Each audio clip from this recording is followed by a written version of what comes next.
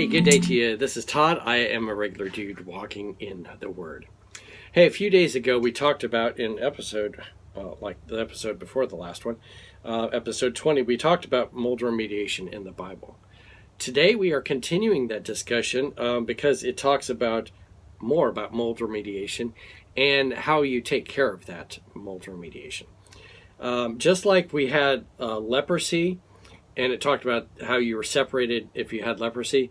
And then it talked about the last episode we just did. It talked about cleansing after you've been healed from leprosy.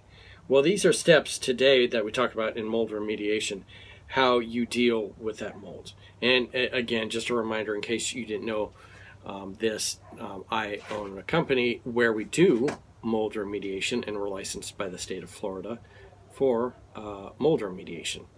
So, and again, this mold remediation here in the Bible, God in his infinite wisdom knew way more than the people at that time. And, you know, all this stuff that with the science, our industry today, the mold remediation industry is driven heavily by science and, you know, looking at microscopes and everything else. Back then, they weren't driven by it. They were just driven by God's law. But you compare the standards for mold remediation then and our industry standards today, and they're very close. Okay.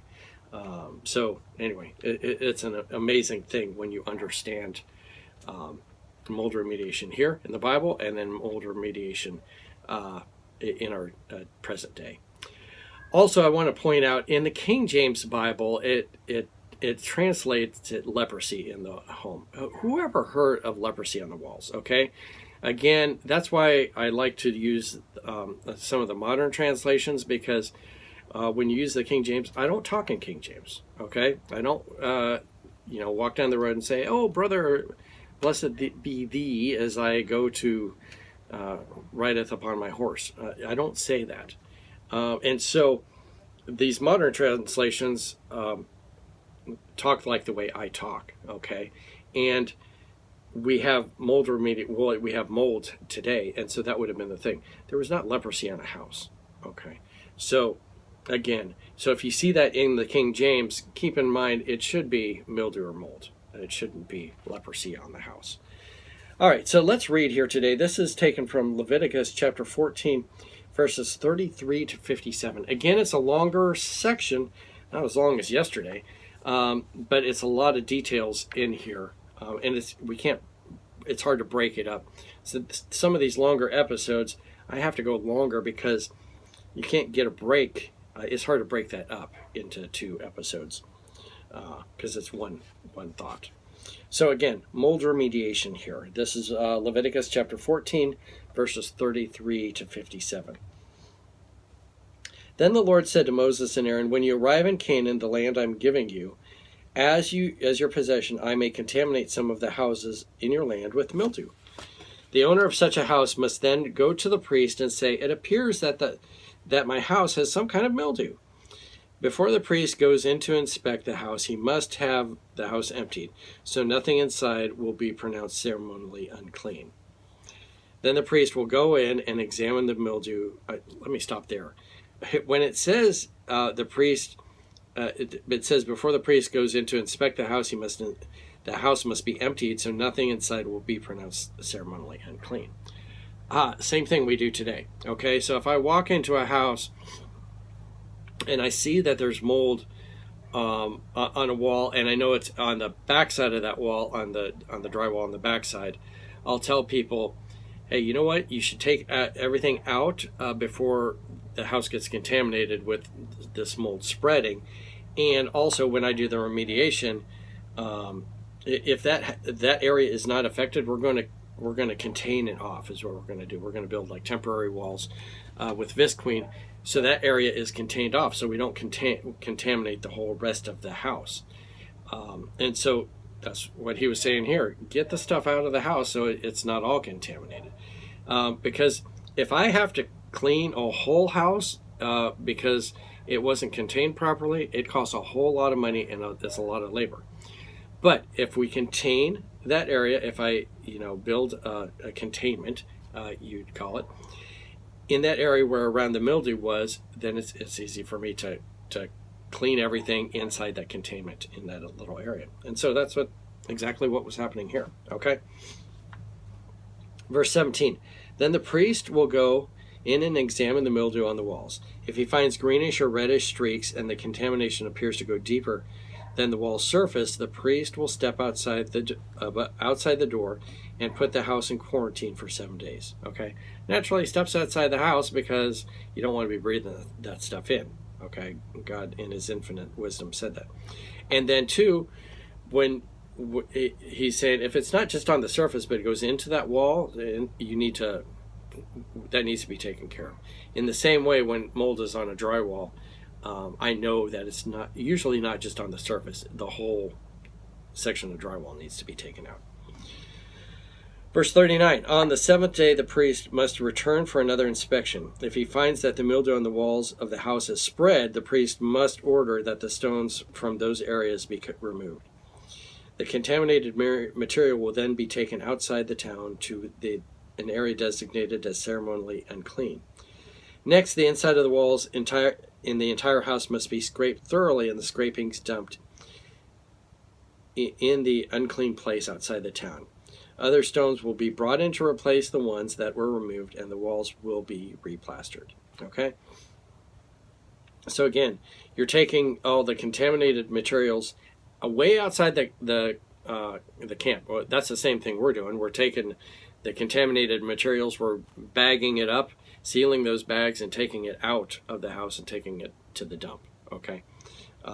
Same type of thing here. And then in this case, they're scraping the walls and taking that out too, and then they're redoing the walls. Also, in order to have mold growth, you have to have moisture issue. And so that's why he says here, seal it up for 7 days. And if it's 7 days and it's growing, then you have issues. It's not just a surface thing. It could have been just a surface thing before, and then if you close it up for 7 days and quarantine it, and you come back and nothing's changed, it hasn't grown, then you're like, oh, okay, we can just do the surface cleaning here. All right, verse 41. But if the mildew reappears after all the stones have been replaced and the house has been scraped and replastered, the priest must return and inspect the house again. If he finds the mildew is spread, the walls are clearly contaminated with a serious mildew and the house is defiled. It must be torn down, and all the stones and timbers and plaster must be carried out of town to the place designated as ceremonially unclean. Those who enter the house during the period of quarantine will be ceremonially unclean until evening. And all who sleep or eat in the house must wash their clothes. Okay? Let's go back here. If he finds the mildew spread, you got to take the whole place down. Okay, and that's the way it is today too. You have to, if you can't get rid of it, let's say you have a house that has this swamp underneath it. Well, you've got to deal with that swamp first, okay, and take everything down. We just recently had an issue where there was drywall over plaster, and there was wallpaper between it. Okay, well, we could take the drywall out, but that wasn't going to take care of the issue. The issue was deeper than that. And so basically that whole wall had to be taken down. And then we had to scrape that plaster off. So there was nothing left almost. So it's the same type of thing. You got to take it down all the way to the source. And in this case, it might mean taking the whole house down. All right. And then also anyone who's eating and sleeping there, you got to clean up. In the same way, after we do mold remediation, we go and we clean off. We usually have Tyvek suits and respirators and so forth, and we take those off and throw them away, and take a good shower when we get home and so forth. All right, verse 48. But if the priest returns for inspection and finds that the mildew has not reappeared in the house after the fresh plastering, it will pronounce it clean because the mildew is clearly gone. To purify the house, the priest must take 2 birds and a stick of cedar, some scarlet yarn, and a hyssop branch. He will slaughter one of the birds over the clay pot filled with the fresh water. He will take the cedar stick, the hyssop branch, and the scarlet yarn, and the live bird, and dip them in the blood of the slaughtered bird and in the fresh water. Then you will sprinkle the house 7 times. When the priest has purified the house in exactly this way, he will release the live bird in the open fields outside of town. Through this process, the priest will purify the house and it will be ceremonially clean. Okay? I don't do that today. This ended, Jewish people probably still do this, but this ended, when Jesus died on the cross. I didn't have to purify my house in this way anymore. Verse 54. These are the instructions for dealing with the serious skin diseases, including scabby sores and mildew, whether in clothing or in the house, or swelling on the skin, or rash or discoloring of the skin. This procedure will determine whether a person or object is ceremonially clean or unclean. These are instructions regarding skin diseases and mildew. Okay? So, I closed this out today to say God in his infinite wisdom knew all about mold remediation long before we had a science made of it and a whole industry made of it.